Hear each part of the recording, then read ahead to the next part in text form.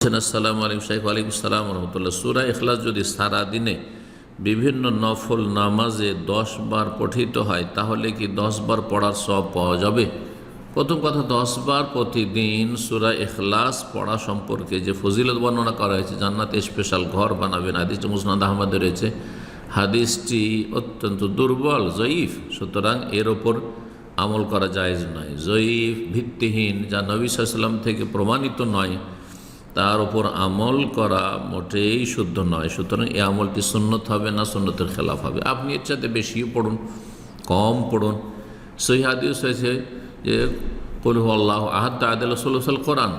সূরা ইখলাস কুল হুয়াল্লাহু আহাদ এই সূরা কোরআনের 1/3 অংশ, এটি সহিহ হাদিস। এর উপর আমল করে বেশি বেশি সূরা ইখলাস পড়ুন, সালাতের ভিতরে সলাতের বাইরে পড়ুন, কিন্তু 10 বার পড়বেন এই আশা নিয়ে এটি আমল সুন্নতের খেলাফ, বিদাতি আমল। আসসালামু আলাইকুম শাইখ। ওয়ালাইকুম আসসালাম। তাহলে যে কাজটা করলে আমরা হজ ও উমরার নেকি পাওয়া যায়, সেই কাজটা আমরা যদি মক্কা এবং মদিনায় থাকি তাহলে সেটা করা চলবে তো?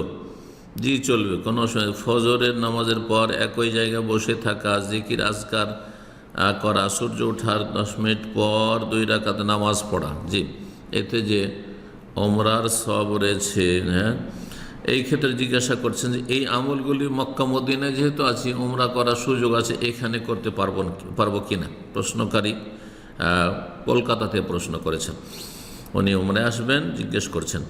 তো এর উত্তরে বলবো যে হ্যাঁ, করতে পারবো যে কোনো জায়গায়। এগুলো অতিরিক্ত আমল, এই নয় যে আপনি হজের চান্স পাচ্ছেন মক্কায় বা উমরা করার চান্স পাচ্ছেন, আল্লাহর ঘরের কাছে আছেন, সেই জন্য এই আমলগুলি করতে পারবেন না, এমন কথা নেই। সবাই করতে পারবেন, কোনো অসুবিধা নেই।